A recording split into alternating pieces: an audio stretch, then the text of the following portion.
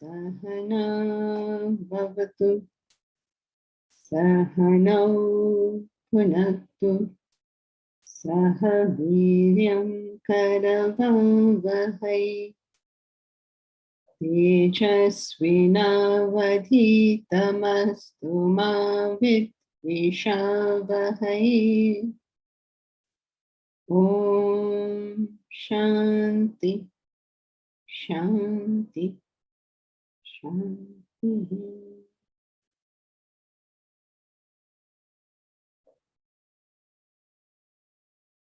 Together we'll chant Bhagavad Gita, chapter 11, verses 31 to 40.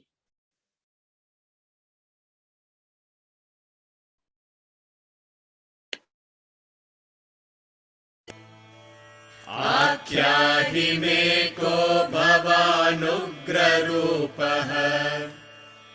नमोऽस्तु ते देववर प्रसीद विज्ञातुमिच्छामि भवन्तमाद्यम् न हि प्रजानामि तव प्रवृत्तिम्। श्रीभगवानुवाच कालोऽस्मि लोकक्षयकृत् प्रवृद्धः लोकान् समाहर्तुमिह प्रवृत्तः ऋतेऽपि त्वां न भविष्यन्ति सर्वे येव स्थिताः प्रत्यनीकेषु योधाः तस्मात् त्वमुत्तिष्ठ यशो लभस्व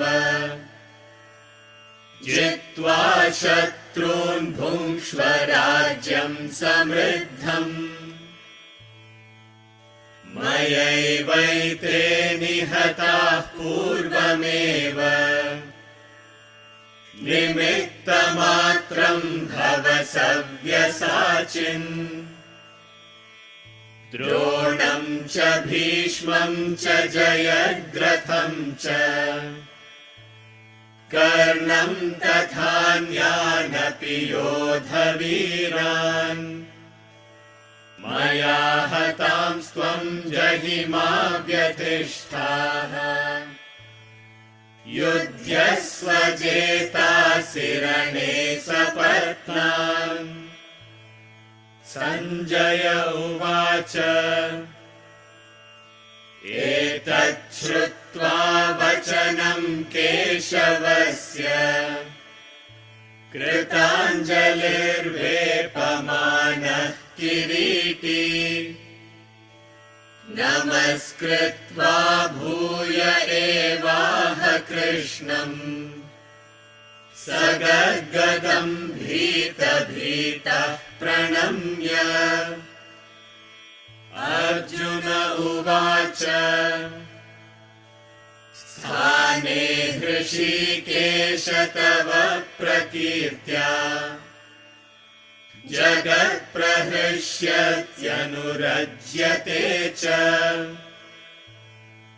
रक्षांसि भीतानि दिशो द्रवन्ति सर्वे नमस्यन्ति च सिद्धसङ्घाः।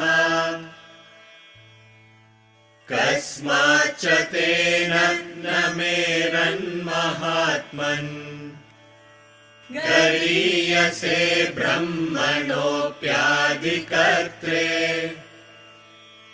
अनन्तदेवेश जगन्निवास त्वमक्षरं सदसत्तत्परं यत् त्वमादिदेवः पुरुषः पुराणः त्वमस्य विश्वस्य परं निधानम्।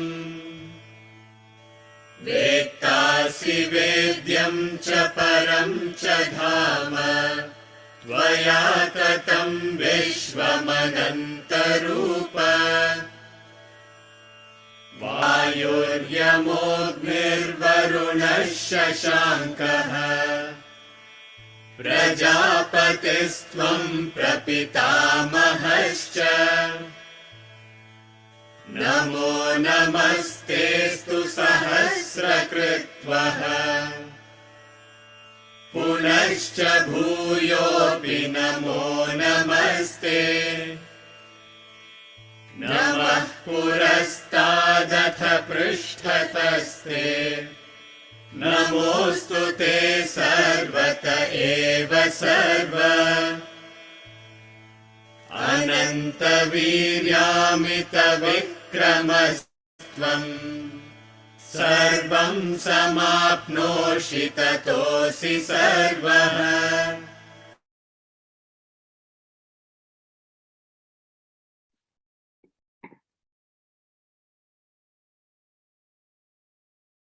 Arjuna has just seen the Vishwarupa Darshana, the vision of the cosmic form.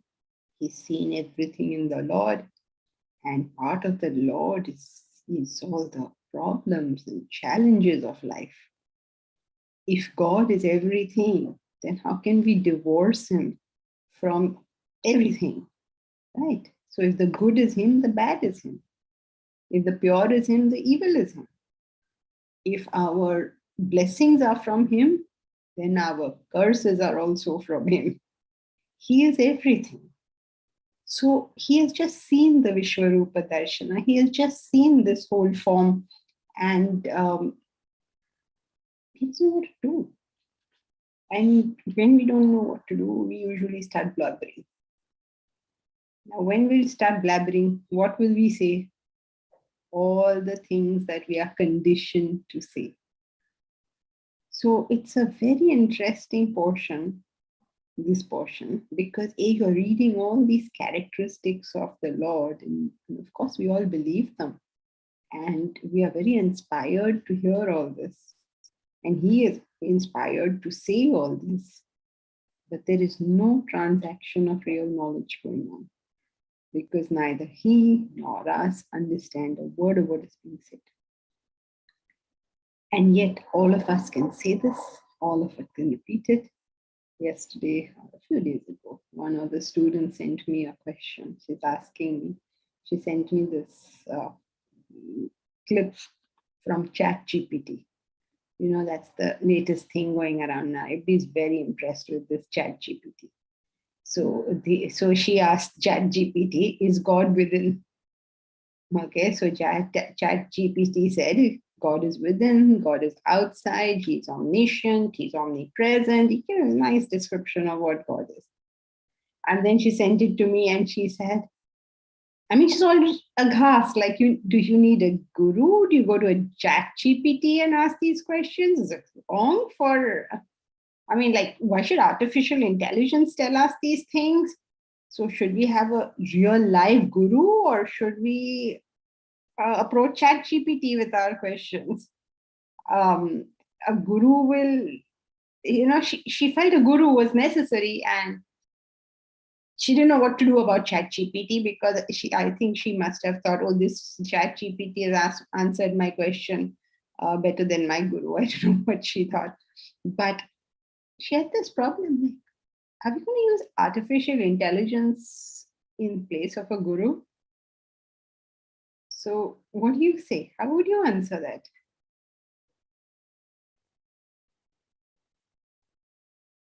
ChatGPT is a lot on this spiritual path. Don't take his advice. Okay, don't take his advice. Okay. What do you all say? Do we go to ChatGPT? You ask, put there, is God within? He will answer you. He or she, I don't know how you refer to ChatGPT. He, she, it, whatever you want to call, will answer and tell you. You ask any question you're asking in class to ChatGPT, right? And probably many people have sent me questions they have asked and their response, including my husband. He sent me the question and ChatGPT's response. And he didn't tell me it was ChatGPT's response. So I thought it was his response. And I said, oh my God, I didn't realize you had so much information on this topic or something about karna. And I was okay. I didn't realize, because as you know, he has zero interest in Vedanta. So suddenly he know all this stuff. Turns out ChatGPT is telling him all this. So what? Do we go to ChatGPT? Do we approach a guru? What do we do?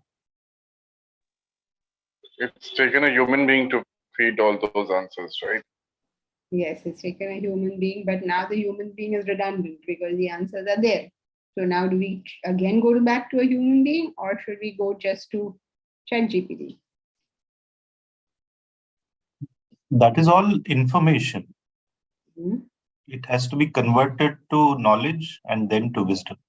Right. But now information, even the guru gives you information, even ChatGPT gives you information. Guru cannot give you wisdom, that you have to get yourself. But Guru can give specific information related to a student, right? Yeah, but suppose Bharat, why don't you put on ChatGPT? Should I get married? And see what ChatGPT's answer is. It will give me a divorce statistic, perhaps 70% will divorce.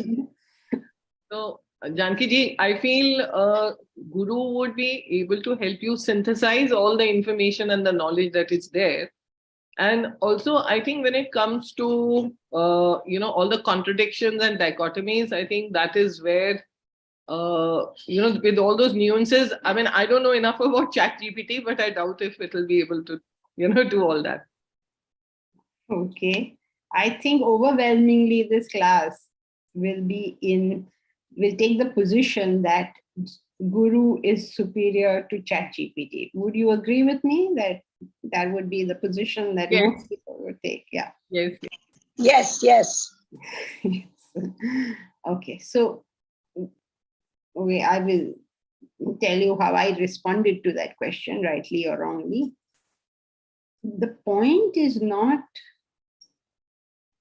where we get the information from.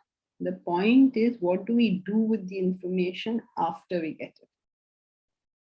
So wherever we get the information on, have we reflected upon it, individually considered it, accepted or rejected it based on what it is, on that piece of information, nothing else?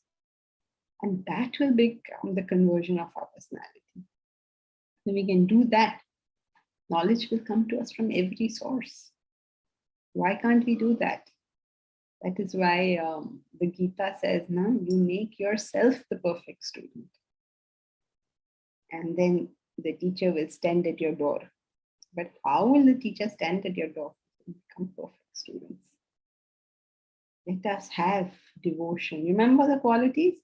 Anyone remembers qualities? Other than Bharat. Bharat is not allowed to reply. Who remembers the qualities of the perfect student? Pariprashnena sevaya. I can't hear you, Milan. Huh? Pariprashnena sevaya. Forgot the first one. Or I didn't hear it if you said it. Surrender, questioning, and service. Devotion, questioning, and service. You must have devotion for the knowledge. Devotion is nothing but desiring it, wanting it, loving it, feeling this is important, giving it value. Your mind itself gives it value. When you will like something of a higher nature, it's called devotion. So devotion. So your mind wants it, loves it. Your intellect questions it, inquires about it, challenges it. Not challenges it in an egoistical sense, but challenges it with the intent of finding what is true. We are not here to defend Vedanta. We are not here to defend the Guru. We are not here to defend anybody. We are here to simply understand what is true and what is false. If something is true, then we take it. If something is false, then we dump it. So question. And finally, service. How much service to the cause? because it's always easy to live in some imaginary world. But you know what they say in America, they always put these things very straight. They say, put your money where your mouth is. Put your money where your mouth is means let's see the effort. What is the work that is being done? So it's all okay to say, to sit in your room, not facing any challenges, not contributing anything, and having high notions. But when you plunge into doing work, then you have to deal with people, you have to deal with the realities of life. Otherwise, oh, I understand Brahman, but I cannot deal with a single human being. You know, it doesn't work like that. So service to the cause, it's also our what should I say, our expression of gratitude. Because as much as we have benefited from it, we want everyone else also to benefit from it. So it's an expression of gratitude. So if we become, I hope you'll remember where we were, if we become that perfect student, then wherever the information comes to us from, we will be able to use it properly. Now we can't go to multiple sources, so you have to choose which source you want. But whichever source we do go to, I would imagine everybody in this class would like it to be taught. Otherwise, why would you be here? There may be people who would like to just read answers on ChatGPT. As far as that is concerned, that's a person's personal opinion. Whatever they like, whatever they are comfortable with. But what is eternal is how much are you putting into it? That's the eternal portion. Now, in either case, do you remember our original point? Does anyone remember the original point? Because you've done quite a big chakkar. Now we have to come back to the original point. Remember the original point? Go on, everyone. Huh? God is required. Guru is required or is not required? No. Why did we start Guru is required or not here? ChatGPT. We should understand what it is in the context. Otherwise, he's just blabbering like Arjuna. We'll keep on. Very good, Kalyan. Excellent. We don't know. And when we don't know, we simply repeat those words. Words that we have heard. Excellent, Kalyan. I didn't actually think anybody would still be following the line of thought because this was quite a big chakkar we had taken. Very important to remember where we are. And no matter how many chakkars will get taken, we have to come back to that point. Can't go away from there because we're doing a particular thing, right? So what are we doing? We're talking about these very inspiring words that Arjuna uses, which we are also all inspired by. A lot of people read this chapter and are very inspired with this chapter. And yet the fact remains that neither Arjuna nor we understand a word of what is being said. But we say it to ourselves so many times that we get a false belief of having understood it. And to break that sort of thing, the masters in Sanskrit, there's a very interesting word for it, for masters. You know what they are called? Anyone is familiar? The word for the wise person, the master, the sage, whatever, the word for him is kavi. Kavi literally means poet. So what they say is in such a beautiful fashion, which is obviously kavya, which is the prettiness, the beauty of the language, and also the,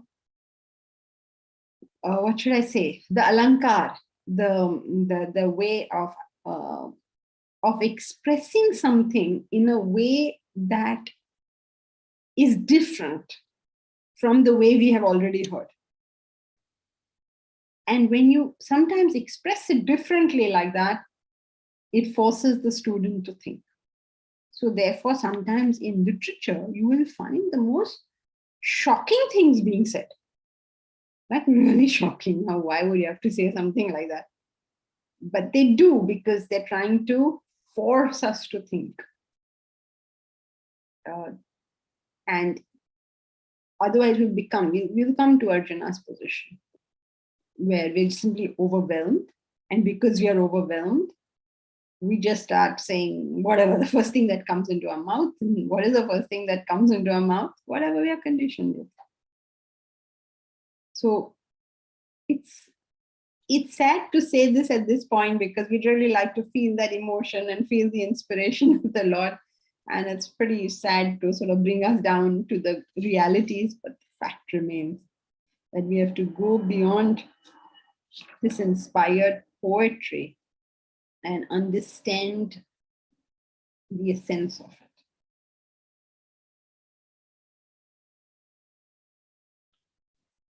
All right, so what is the point with reference to what he said is that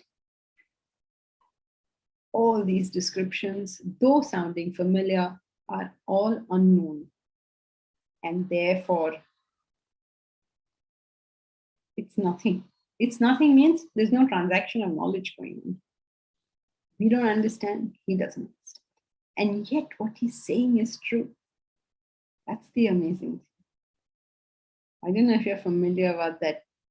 I don't know, I guess it's an urban legend about Einstein. Have you all heard that story about Einstein and his driver? Einstein used to explain his theory in various colleges and schools, not schools, but colleges, universities. So he used to go, and his driver used to drive him. All right. And his driver used to also attend those lectures. It means he was sitting there. So one day he told Einstein, I've heard this lecture of yours so many times, I can do it as well as you. So Einstein was quite surprised. Oh, really? So then, okay, then at the next talk, you give that talk. And let's see. So they agreed. So Einstein pretended to be the driver became Einstein, driver went on stage and he gave that lecture, and nobody could tell that this was not Einstein, because he really could say it as well as Einstein. Everything was superb until somebody asked a question which the driver knew nothing about, because unless you understood the subject, how can you answer? So, but still, he was a very smart driver. So he said, what a simple question it is. In fact, even my driver can answer it. And then he pointed to Einstein, and then Einstein answered the question. So the point, I don't know if this is a true story or not, but this is told. So now the thing is that if you can say it, doesn't mean you understand it. Okay, that's all that we have to learn in these verses.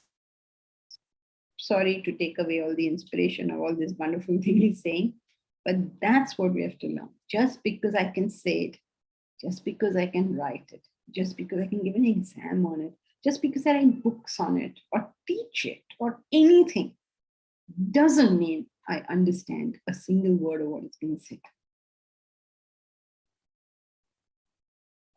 The Upanishad says, Nayam Atma Pravachanena Labhyaha Na Bahuna Shrutena. Ayam Atma, this Atman, the truth within. Na Pravachanena Labhyaha. It is not obtained by giving pravachan, by giving discourses. Na Bahuna Shrutena, by listening to a lot. The truth is not found that way. So if this point is clear, we will. Jankiji, so only a self-realized can say that he knows it. Everyone else doesn't know it. Right. No, it means you're talking about Atman. But even relative truths, do we understand? Or do we understand fully? And so now we have to say those beautiful lines. Which beautiful lines, Bharat?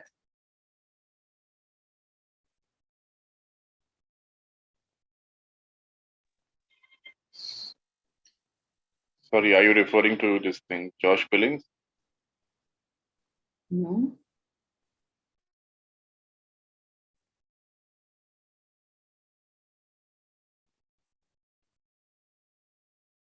Bharat doesn't know. What about you all? You know, at this stage, we have to say those lines. They're just too beautiful not to say at this point.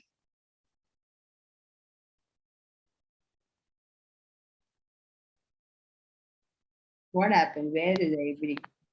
Janki ji, give some clue. From a poem? Weakly understood thy great commanded. Yes, see, Bharat knew it. How weakly understood thy great commanded good. And then fatherly, not less than I. Thou shalt leave thy wrath and say, I will be sorry for their childishness. So, are you all familiar with this poem? Names on it? It was one of the best in the toys book, in the poems book. It's called The Toys. If you haven't read it, read it. It's the story of a father who whacks his son. You know, his son doesn't listen to him. He whacks him. He sends him to bed, and then he feels bad, that he sent his child to bed. So he goes up and he sees that the child has cried and cried and cried and fallen off to sleep. And from this incident, he derives a philosophy. He says that, we are like this little child, and we are vexing God, as it were. Once we are no more, like child is asleep, right?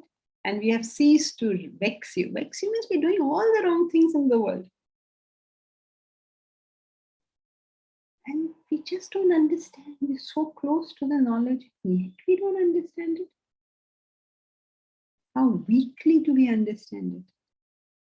Now, if you remember yourself 5 years ago with this knowledge, that time also you felt you understood it, right? Today also you feel you understand it.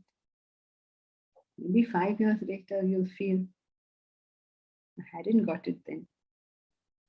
So how weakly understood thy great commanded good. Whatever knowledge we learn, we understand it so weakly, so little of it we understand.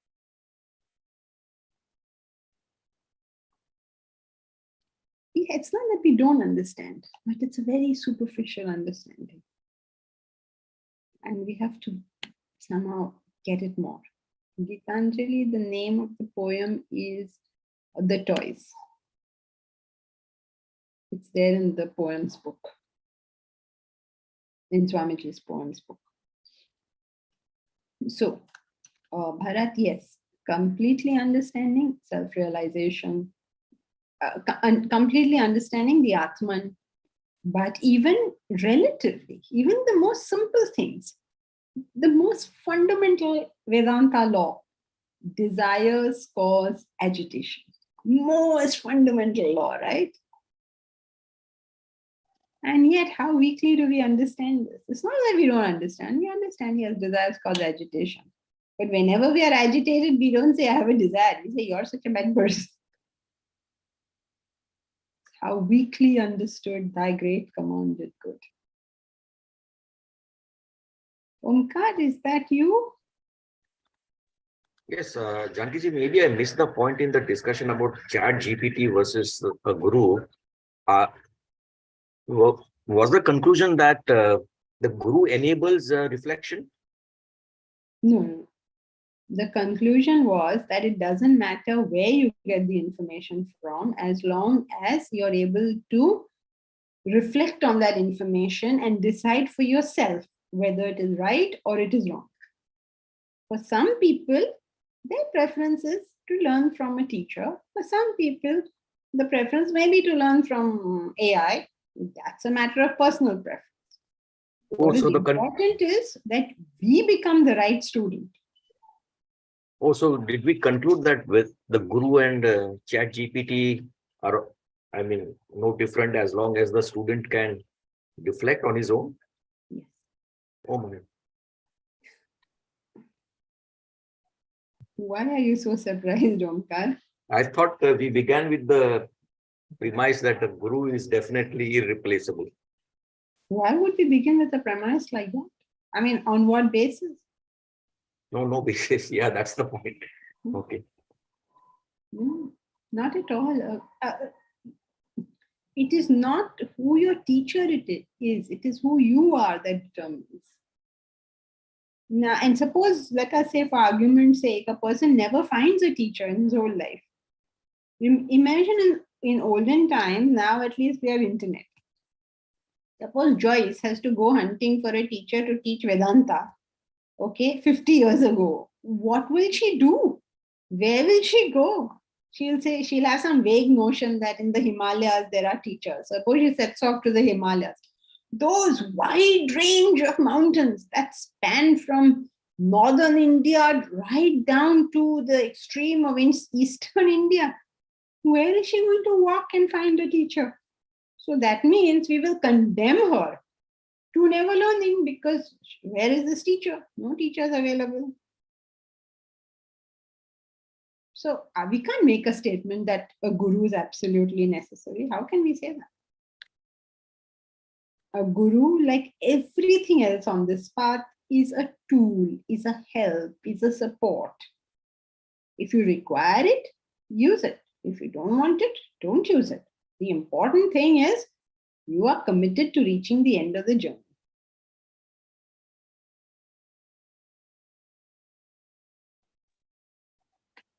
So Okay. in that doha, Guru Gobind Dono Khade, what is Kabir Das trying to tell us? I mean, in the sense. I'm glad you're thinking. Okay, so are you all aware of Kabira's Doha, which we have often quoted? Guru Gobind Dono Khade, Kake Lage Paun. Guru and God are both standing. Okay, they both come to you at the same time, Guru and God. Whose feet will you touch? Means who will you pay your obeisance to? So he says, to the Guru. Why? Because the Guru enabled you to meet God. Okay, now juxtapose this Omkar with another concept which we use, which is all the Karma Yoga, Bhakti Yoga, Jnana Yoga, all the sadhanas, all the tools on this path are like a pole vaulter's pole. Remember that? So Yes, he yes. uses the pole to come up to that level, and then he throws that pole off. Is anybody new and not familiar with all these things? Is anybody, have you all aware of these concepts, or is somebody new and does not, new or may not be, maybe old, but still has not come across them before? You are all aware. The reason I'm asking is I don't know where to start the explanation from. No, Janki. Huh? No. Which one? No. Okay, so which one did you not know? Just you were telling no that. The pole vaulter. That one? Yeah, the pole vaulter. Okay. So the pole vault example is where there is a, that Olympic sport, right? There's a pole put up there. There's a barrier put there.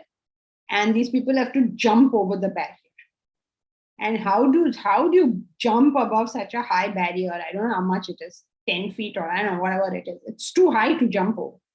So what they do is they take some kind of pole, they hitch it into the ground, and with that raise themselves and jump over the pole, over the barrier. When they jump over, they have to throw the pole the other side. You get it? Here is their barrier. Okay. They take the pole, they hitch it into the ground, and with the help of it, they jump over. You can't jump over without that pole. You also cannot jump over with that pole. You have to discard that to jump over. So that is used as an example to show that all the spiritual paths are to be used up to the point, and then when you're going over into realization, you have to throw them apart. That's what it means, that they're all our tools that will help us. We use these tools to get to realization, but we cannot carry them with us to self-realization. We have to discard them. Okay, 6 meter high is this barrier. All right, so that's clear. Now, so on one hand, we say you have to discard it. On one hand, you say that Guru and Gobind are both standing, and now who am I supposed to pay my obeisance to? And the answer is you pay to your Guru. All right, because they are talking of two different things. When we talk about the pole vault example, we're talking about not getting attached to your path. Remember your goal. Don't get attached to the path. When we're talking about, when Kabira is talking about the obeisance to the Guru, it's talking about gratitude. So, to have gratitude without attachment. You're grateful to your parents, not attached to them. Or at least you should be. You're grateful to your country, not attached to it. This is what we should be. This is the kind of person we should be. Omkar, are you still with me? Yes, I am. Okay. So, you don't need a guru, but if you do have a guru, you owe your gratitude. But you ought not to get attached to the guru.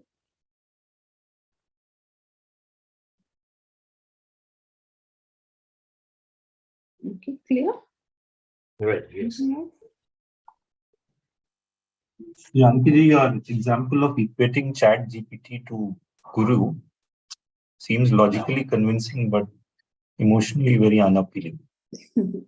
Yes, that's often how it is in this world, Kalyan. It's emotionally unappealing, logically convincing, because for those people, see, everybody in this class, including the speaker, has felt comfortable in learning it from somebody. Would not feel comfortable learning it from ChatGPT.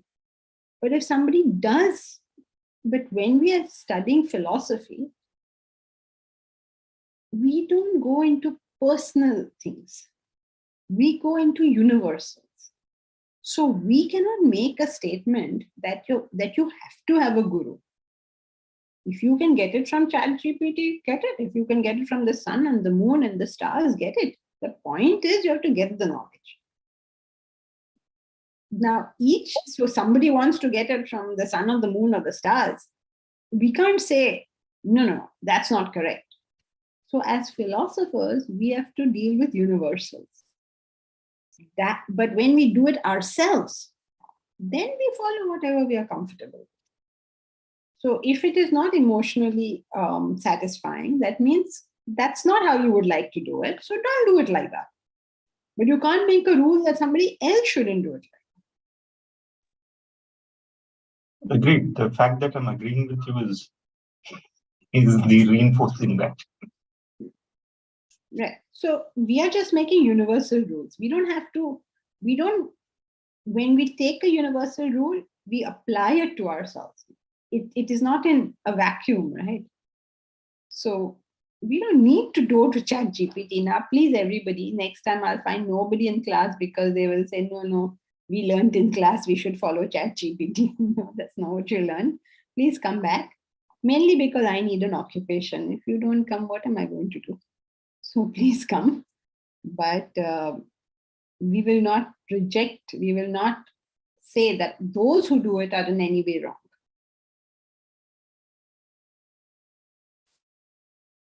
Okay, so there was something else. Joyce, is there a danger of misusing the information if we don't understand it fully? There is a danger of misusing it, Joyce, whether or not you understand it. You can, in fact, it is a distinct danger that as you understand Vedanta, you will understand the psychology of human beings and you will be able to deal with them. If your ideal is not noble, you will turn this for selfish purposes. In fact, that is why people are so, suppose I say, he's a very manipulative person. And everybody will immediately convert it in their mind that he is a very negative person. Because almost across the board, anyone who can manipulates it for selfish purposes.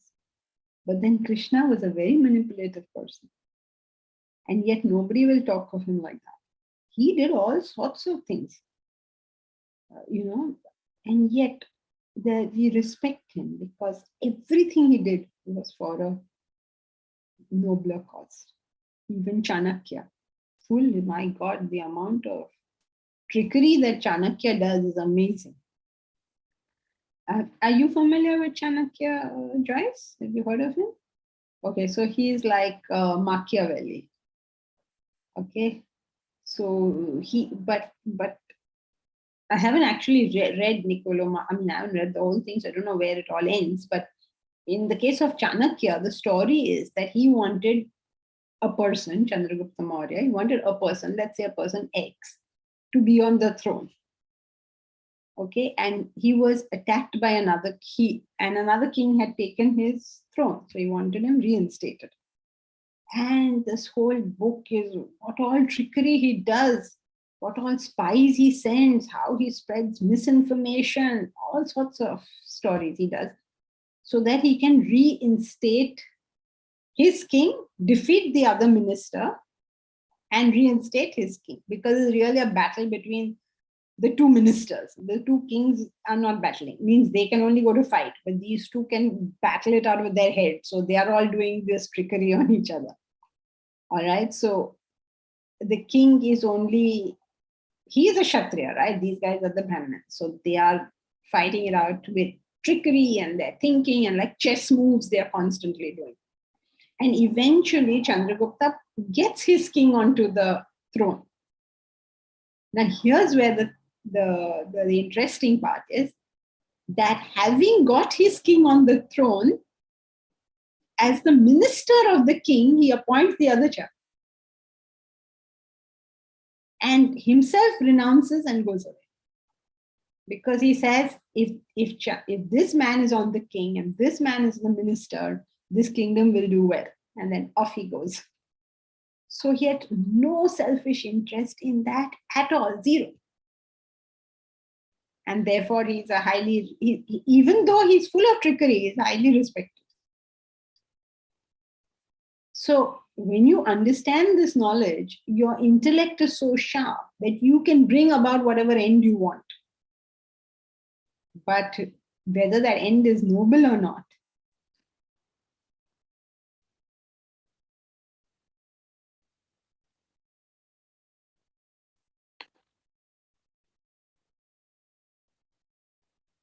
all right. Omkar? Yeah, Janki, in the three qualities of a student, Shraddha, Pariprashnena, and a Seva, correct? I mean, the attitude of service. Not Shraddha. Shraddha, belief, devotion. So, let's say we have Shraddha and probably we can do Pariprashnan also with a chat GP, but how does one service? I mean, what is the service element? You serve the cause. Okay, not the Guru. No, Guru is part of the cause. No, I mean, it's not your service is not for the Guru. Okay, let us say. Now, Omkar, you are the host of the show. So, who is the service for? Yeah, for the cause of the class. But it's also a service for the teacher, right? Yes. It's also a service for the cause. There's no difference between the two. Because if you did not help with, sort of organizing and having this class going and all, then that thing will have to be done by the teacher.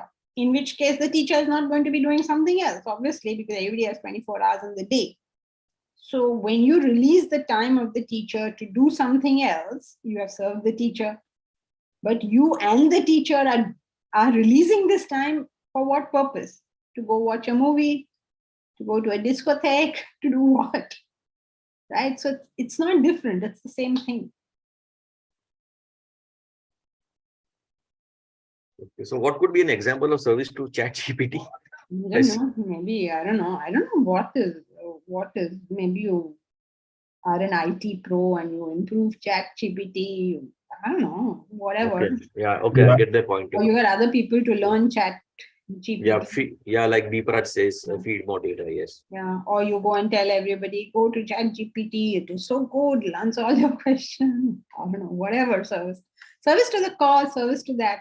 In fact, if we are real sadhaks, our service will always be 24 hours.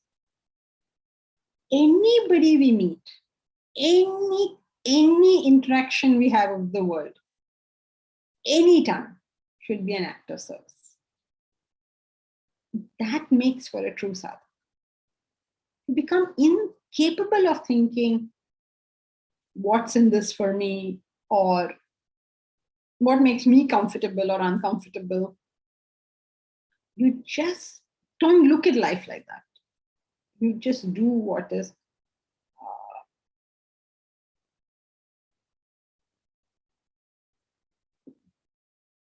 what seems the most appropriate action for the welfare of all in that situation. That is how a sadhak lives. He doesn't understand what is selfishness. He doesn't know how this is done. And so these qualities are not that you're only serving the cause and you're only serving the guru. This is just the way you live your life. So let us say you have a fight with Cheetah. So what is the thought then? What can I do which is in her welfare? Or what should she do which is in my welfare? So it's always an act of service. Got it. Yes. Thank you.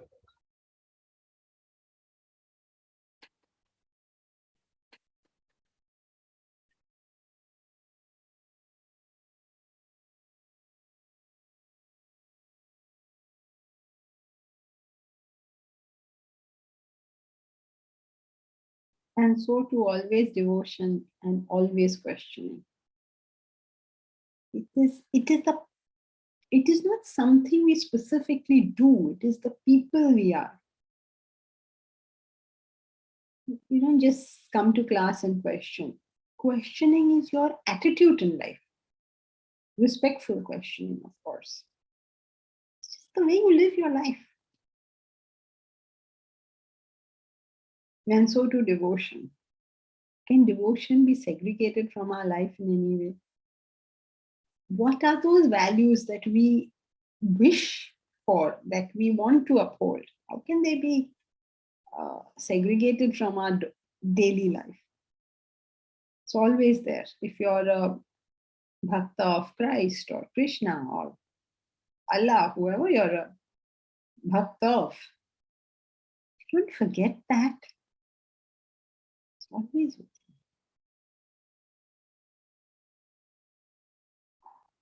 It's always with you means if you see a beautiful flower, you think about God. If you peel a banana, you think about God. If you get angry, you think about God. You think God is expressing me in his Rudra avatar, in his form of destruction. Because anger leads to destruction. So look at God now expressing in his Rudra Rupa, as the Lord of destruction. So even when you're angry, you're remembering God. Your devotion continues. Always there. And this is the person we are.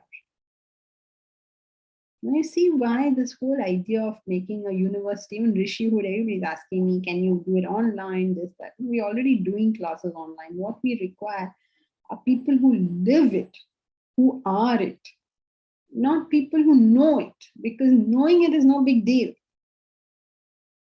When you go there and you live that life, especially in Rishihood now for 1 year, imagine, we hope that you be that person. Well, there's only so much benefit we can give, right? People have to take it up themselves. We can only create conducive environments. But unless someone takes it up and is committed to it and does it, can we do it? So even to get an opportunity for service is something you're grateful for. You may want to serve, but nobody wants your service. What are you going to do with it?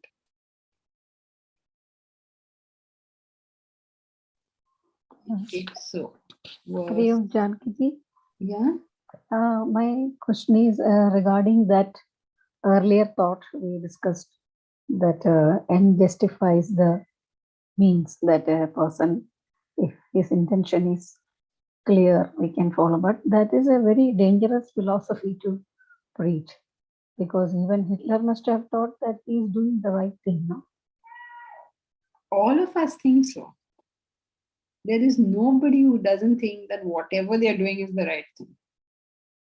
But if you're exposed to knowledge, we hope that the probability of your doing the right thing improves.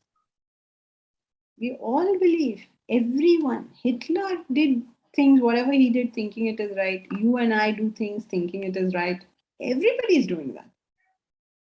But if we are, the better our understanding, hopefully the better we'll understand anything. You know, the most, the most, what should I say, subtle concepts of Vedanta, like stake. You know, we all look up to a detached person, right? We say, oh, wow, what a sense of detachment. We appreciate this. We respect it. I know one lady, she does nothing in the home. She is very cold to all her relations and claims detachment. So, no, I'm not interested in anything. What do you mean you're not interested in anything? You are consuming resources, you better pay for them. Pay for them may not mean monetarily, but with your service. So, misunderstanding is a particular talent of human beings. That is always there. That's an ever-present danger. Like Atman is always there, misunderstanding things is always there also. Always there. And humans are particularly good at it. Look at what they've done. Christ said, love everybody. Simple enough, nothing very complicated. So people said, who is? He said, love your neighbor. So people said, who is your neighbor? So he gave them the story of the Good Samaritan, who helped the traveler on the road, any stranger. So who's your neighbor? Any stranger. Okay, this is what Christ taught. What did people understand from this? Go on a crusade, kill everybody. This is how they converted in their mind, right? So what would poor Christ do? He must be saying, hey, Bhagwan, main kya karu in logon ke saath? So misunderstanding is an ever-present disaster. In India, they said inaction. Okay, inaction meaning self-realization. You come to a point of zero desires, you're an enlightened person. What did our fellow Indians do? They just stopped doing anything, thinking, oh, inaction, we must do this. Misunderstanding, kya kare? That is just the way it is.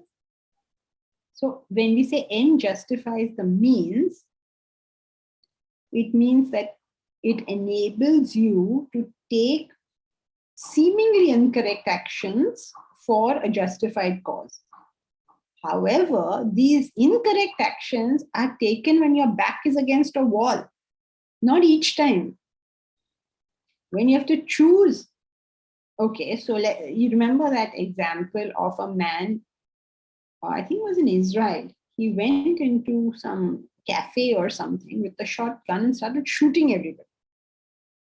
The man behind him just happened to have a gun. He took it out and he shot that guy point blank, you know, like he just shot him dead. He didn't ask any questions, nothing, he just shot him dead. Now, this second guy who shot the first guy, should he be hung for murder? He did a so-called negative act. Which is, Intention saved matters. so many people. Yes. Intention matters. Though he has killed a man, he is still going to be applauded by the government or by the people, not hung for having killed somebody. That's what it means, end justifies the means. That when you have no alternative, it's okay to do wrong things. Wrong means which you would not do under normal circumstances. Like suppose the police are called, there's just been a bank robbery and the police are called and the police are chasing these bank robbers and the bank robbers are speeding on the roads. What will the police do? They'll also speed behind those guys. Now you can't tell them you have put a speed limit yourself and you yourself have violated it. You all are all bad people. I mean, no, I can't look at that speed limit now. I have to catch the robber. Right? So that's what it means. It doesn't mean that gives you a blank card to do whatever you like, whenever you like. That's not what it means. Okay?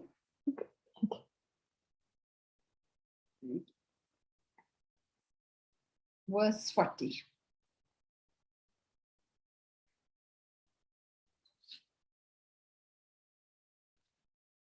Nama purastadata prushtataste Namastute sarvata eva sarva Ananta viryamiti vikramastvam Sarvam samapnoshi tatosi sarvaha Nama purastadata prushtataste Namostute sarvata eva sarva Anantaviryamita vikramastvam Sarvam samapnoshi tatosi sarvaha Sarvam samapnoshi tata asi sarvaha. The beautiful line.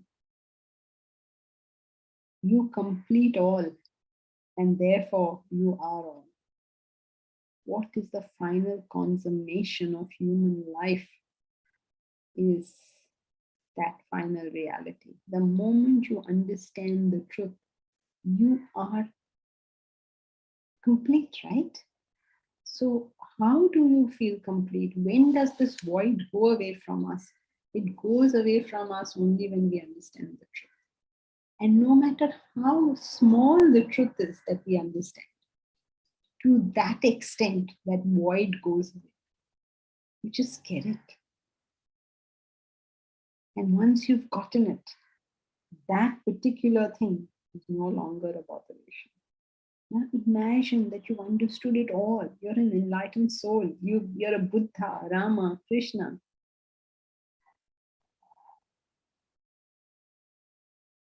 How did they get complete?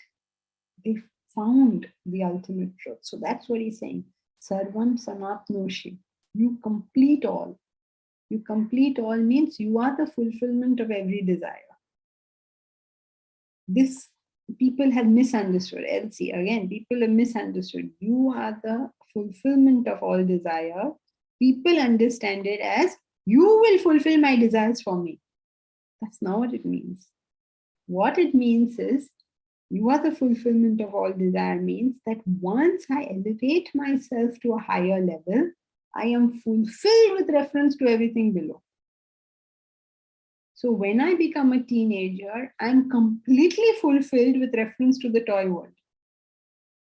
You can bring a child every toy in the world and the child will still feel incomplete. And this feeling of incompleteness will only go when he becomes a teenager. Then he will be fulfilled with reference to every toy. He doesn't want any more toys. He's full. He's had it. So the only way is by elevation to a higher level. So that's what he's saying. You samapnoshi, you finish everything. You finish everything in the sense you complete it. You're the consummation of everything. You complete it. Therefore, you are all. It's a very beautiful thought. Now, neither he nor us understand any of this thing. It's all unknown to unknown. What is this?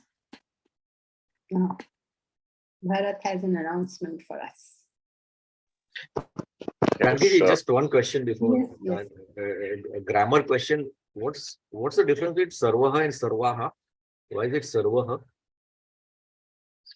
Sarva, it is singular and plural. But Let me look at it. sarva Where is is- sarva? Here, sarvaha. Why is it not sarvaha? It should be plural, right? Okay.